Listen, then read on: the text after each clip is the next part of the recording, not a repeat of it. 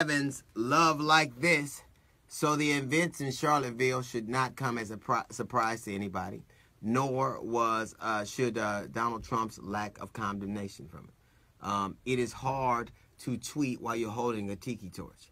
He doesn't have to worry about going to a rally in Charlottesville. He can go down the hall from his office in the White House and know some of those very same white supremacists, that very same ideology exists. Donald Trump, in 1927, his father was arrested at a KKK rally. Fact. That's just the truth. In the 1970s, he was sued by the federal government twice for discriminating against black people. In 1980, he sought to get a black accountant fired from his casino because he said that a Jew should have that job. And later on, he would try to, he talked about the Central Park 5. His whole candidacy was launched when he said the President of the United States of America wasn't born here.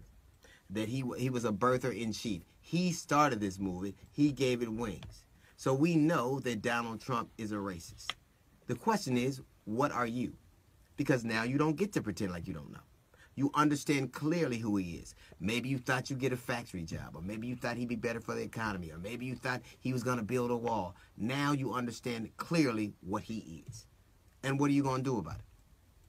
You don't get to pretend, well, I was just a college-educated white woman and I made a choice, or 15% of the black people, men that voted for him, or 9% of the Latin people that voted for him. You understand who he is, and he is a racist.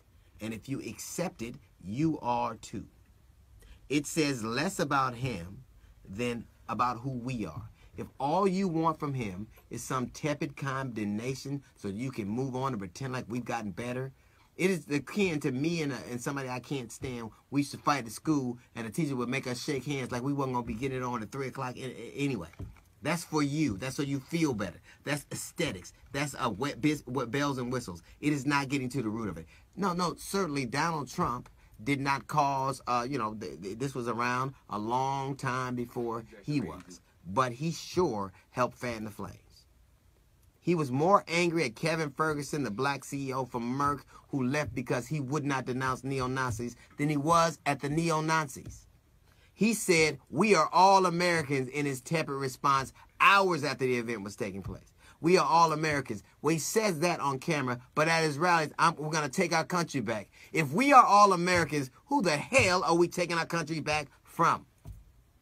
You do not get to pretend as if you don't know.